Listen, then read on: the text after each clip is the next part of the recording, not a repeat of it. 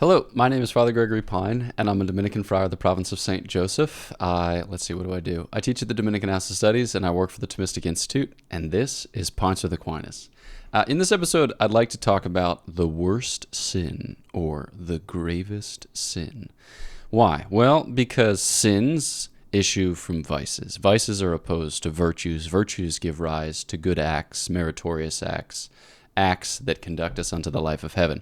So, as it turns out, it's helpful to know a little bit about sin and vice so as to inform our practice of meritorious deeds and cultivation of virtue. But also, like, knowing what the worst or the gravest sin is also just interesting in itself. So let's get after it. Here we go. I'm realizing that this is going to shape up to be a little bit of a tease. It depends on how the video is entitled, whether it will in fact be a tease. But I'm going to do my best to be a little bit of a tease here for just a second, because I'm not going to tell you what the worst sin is. I'm going to set this up, because I think a lot of people, when they ask themselves, what's the worst sin? Or if you were just to grab somebody on the street and be like, what is the worst sin? They'd probably say something like murder. Or at the very least, they'd choose something that does grave harm to other individuals, or many other individuals, perhaps. Like genocide would be, like corporate murder of a terrible scale. Okay, so the harm that is done to the other is part of the it's part of the calculus for evaluating the relative gravity or the relative horribleness of a sin. So like when it comes to, sins perpetrated against your neighbor, obviously, like murder is bad.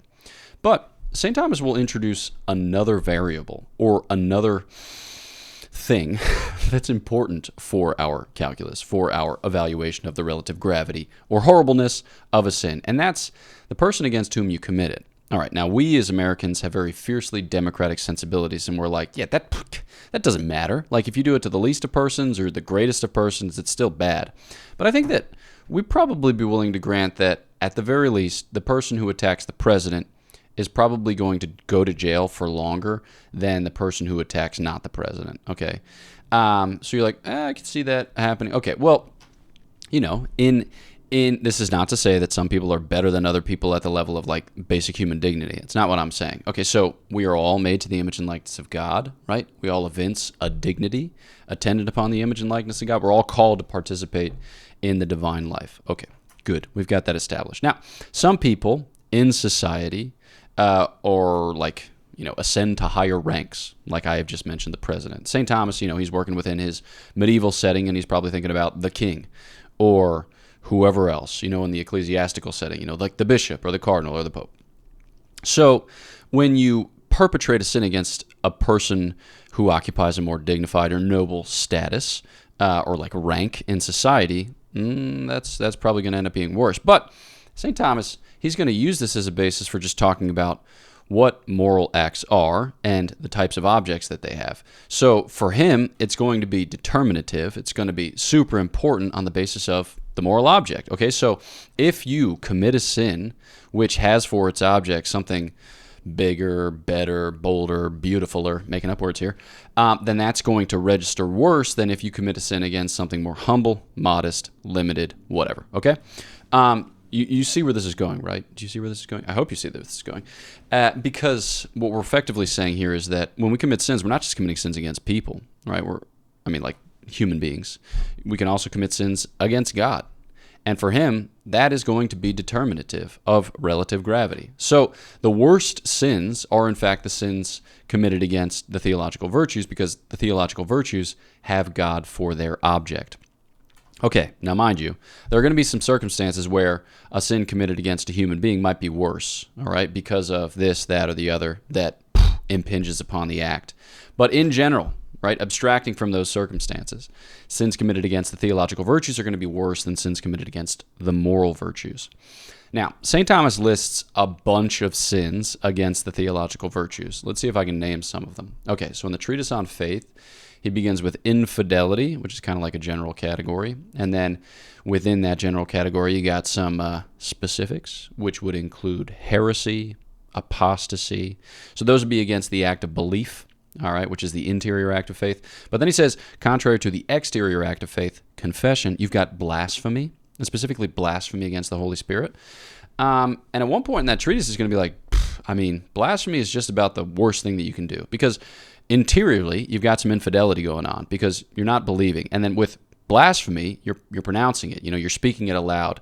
You're joining your whole main strength to that act of infidelity, which shows either like a serious anger against God, or it shows a serious commitment to scandal, or it shows a more staunch rejection of belief.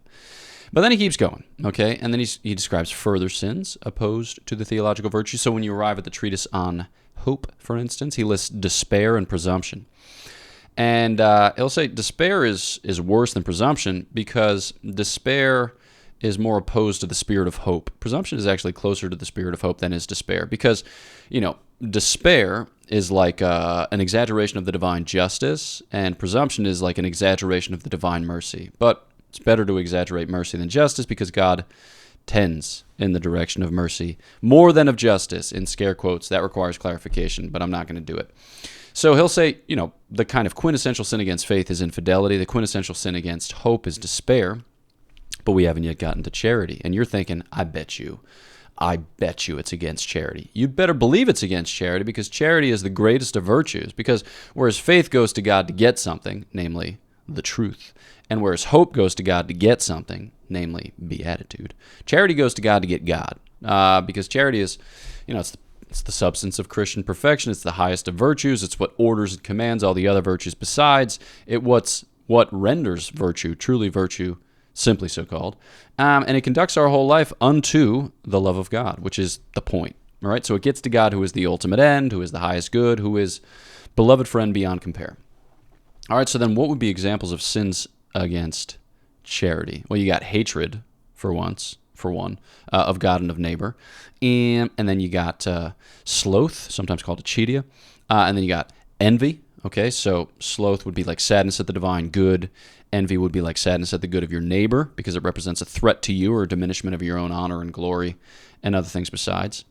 And then St. Thomas, so he'll say hatred is just opposed to love, like the principal act of charity. He'll say that sloth and envy are opposed to joy. And then he'll start listing things which are opposed to peace, and he's got a bunch of them. So like dissension for one, or contentiousness, or schism, or war, or quarreling, or sedition, I want to say. And then he talks about scandal at the end. Okay, so he's got like 10 things opposed to charity, which is a long list. I don't know if I named them all, but he'll end up saying that the quintessential sin against charity is hatred. All right, so the quintessential sin against faith is infidelity. The quintessential sin against hope is despair. The quintessential sin against charity is hatred. And I'll be like, all right, which one of these is the worst? And I'll say, it's not despair, because despair is not against God so much as it's against our participation in God, like our share in God. Infidelity is against God. Charity is against God. Okay, that's for darn sure. And he's going to end up saying that the sin against charity is worse than the sin against faith because of its peculiar opposition. Okay? So why? Well, here's the thing. Hatred of God is the worst possible sin because it's not just the refusal to love, it's actually the contrary. It's a kind of detestation of God. And you might think to yourself, how is that even possible, right? How can you detest God? Because God's infinite goodness. I mean, God is goodness itself. So the thing is, with hatred of God, all right, you can't have God for the motive of your hatred because, yeah, you're right, God is goodness itself. But you can wish that God were not, or you could wish that God were otherwise, all right? And you can resent him, hate him, on account of the fact that, he forbids sin and that he punishes transgression. That becomes for you a great source of distress or a great source of discomfiture, which gives rise to hatred. And basically, like, it's so...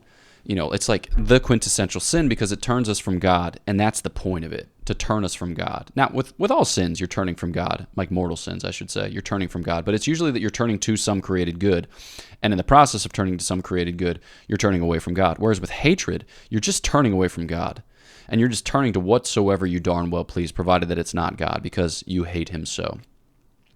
So, again, like we said, you can't find the motive of that hatred in God's very essence. Like, it's not possible to hate God while while beholding him, right? So it's unconscionable that somebody could have the beatific vision, right, and hate him. But you can have access to something, right? You can find a motive in that, like I said, that he forbids sin or that he punishes transgression. And plenty of people do. But what does this reveal to us about the virtuous life? Are we meant to, just identify sins and vices and then just leave it at that because we've got some rank curiosity? No, right? It's supposed to reveal to us the life of virtue and specifically those meritorious acts which issue from it. So I think that we'll often find ourselves in the position of hating God as an arrival point. So St. Thomas will talk about it. He'll ask the question, I should say, about whether hatred is a capital vice, and he'll say no, because we call those vices capital vices, which give rise to other vices, like they're like head vices, as it were. But he says this is not a head vice; it's a tail vice, right? It's the type of vice at which you arrive at the end of a long life of sin, right? It represents the kind of blinding of the mind and dulling of the heart to a point of utter detestation or finding God to be odious.